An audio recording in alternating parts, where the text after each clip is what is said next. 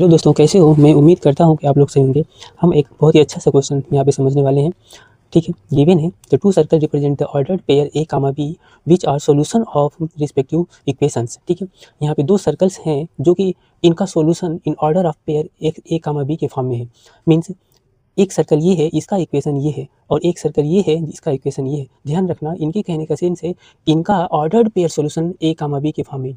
Means ये जो ए जो है एक्स एक्सिस को इंडिकेट करता है और वाई बी जो है वाई को इंडिकेट करता है। यानी इसका सेंस ये है जो बी है वाई है और ए जो है एज अ एक्स की तरह वर्क कर रहा है। ठीक है ना? तो मीन्स ये हमारा इक्वेशन कैसे है, B equal to x plus four, इस फॉर्म में आया समझ में ये। और सिमिलरली ये इक्वेशन भी वैसे ही है।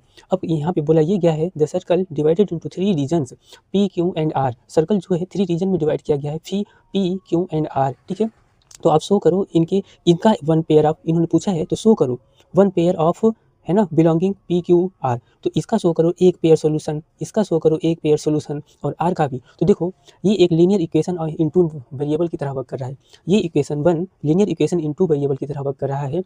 तो आपको पता है in linear equation in two variables have infinitely many solutions, है ना? तो इसके भी इनफाइनाइटली यानी पी के भी, देखो इसको हमने राइट किया तो इसका इनफाइनाइटली मेनी सॉल्यूशन हुआ, है ना? इसको आप इसमें कन्फ्यूजन नहीं होना कि इसका कुछ जगह देख सकते हो इसका अलग अलग वैल्यू के फॉर्म में निकाला गया है, पी की जैसे 4 वैल्यू, इसकी वैल्यू कुछ और ऐसे करके। तो ऐसे नहीं करना है। देखो इसका इनफाइनाइटली मेनी सॉल्यूशन होगा, है ना?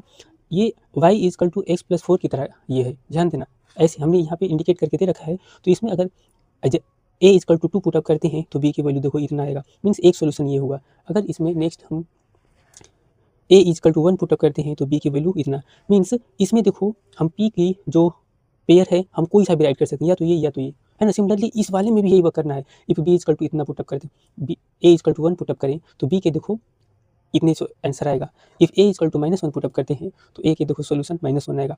मीन्स दोनों के ही इनफाइनाइटली मेनी सोल्यूशन आएंगे, लेकिन कोई एक सेटअप करना है, इसमें एक ही रखना है। और रही बात इनकी इस वाले ऑरिजिन आर के लिए, तो देखो आपको पता है जब दो लाइन इंटरसेक्ट करती हैं एक दूसरे को तो उसके एक सोल्यूशन बनता है ना? उसका एक सोल्यूशन बनता है। तो यहाँ पे टू सर्कल एक दूसरे को इंटरसेक्ट करती हैं, मीन्स टू इक्वेशन एक दूसरे को इंटरसेक्ट कर रही हैं। दोनों को आप सॉल्व कर दो, इसका सोल्यूशन आ जाएगा। फाइनली हमने वही वर्क किया है, दोनों को सोल्यूशन को सॉल्व कर दिया, दोनों इक्वेशन को।